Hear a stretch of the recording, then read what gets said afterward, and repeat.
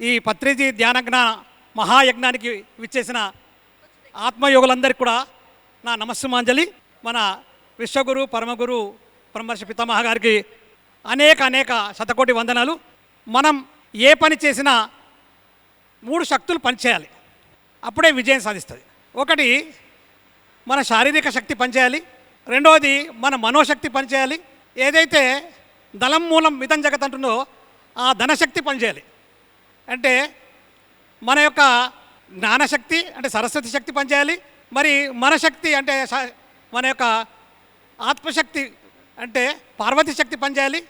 తర్వాత ఈ జగత్తుకు ఏదైనా మేలు సేవ చేయాలంటే మన యొక్క మహాలక్ష్మి యొక్క శక్తి పనిచేయాలి. ఆ 3 శక్తులు కూడా మన దగ్గర ఉన్నాయి కాబట్టి ఆ 3 శక్తులు లోక కళ్యాణానికి ఉపయోగించాలి. దాని కొరకే మన పత్రిజీ గారు మనకు అద్భుతమైన ఈ అవకాశం కలిగించారు. ఏది మన వెంట రాదు, అన్ని ధనాని భూమవు పశువశ్చగొస్తే భార్యగృహద్వార జనస్పశాని దేహచితాయ పరలోక మార్గే కర్మానుగోగశ్చ జీవయేక. ఒకటే మనం చేసిన ఏదైతే కర్మలు ఉన్నాయో సత్కర్మలు ఉన్నాయో అవి మన వెంట వస్తాయి. కాబట్టి మిగతాదంతా ఇక్కడనే ఉండిపోతుంది. తునే జో కమాయా హాయ్ ఓ దుసరాయి కాయేగా కూర్చున్నా కమాయా తుచ్చునే కమాయా అన్నారు. ఇంకోరే తింటారు, నువ్వు ఇక్కడ ఉన్న తింటారు, వాళ్ళు కాదు మొద కాదు. కాబట్టి మన దగ్గర ఏదైతే ఉందో అందో ఆ సంపత్తి ఆ వైభవము అది లోక కళ్యాణానికి ఏమంటే లోక కళ్యాణకు మనం డైరెక్ట్గా చేయలేం. మరి పిఎంసి వారు చక్కగా లోక కళ్యాణానికి అంటే సమస్త మానవాళికి శాంతి ఆనందము ఆరోగ్యం ప్రసాదించే ఒక గొప్ప కార్యక్రమం మన పత్రిజీ గారు ఇచ్చింది, అది పిఎంసి వారు నిర్వహిస్తున్నారు. దానికి మన వంతుగా ఏం చేయాలి అనేది ఆలోచించి మనం మన దగ్గర ఉన్నది ఇవ్వాలి. ధనం ఉంది, ఆ ధనాన్ని కొంచెం ఇవ్వాలి.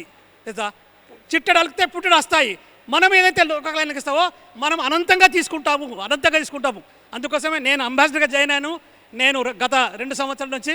కాబట్టి ఇదే నేను అందరికీ చెప్తున్నాను, పిఎంసి గురించి చెప్తున్నాను.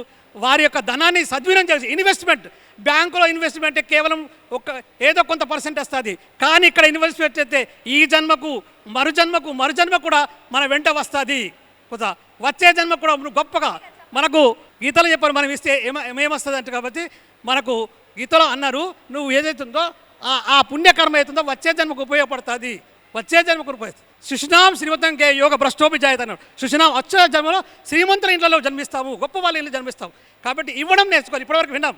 కాబట్టి నేను ఇస్తున్నాను, మీరు ఇవ్వండి, అంబాసిడర్గా జాయిన్ కావండి, ఈ పిఎంసికి సహాయం చేయండి. ఈ అవకాశం ఇచ్చినందుకు ధన్యవాదాలు. Thank you.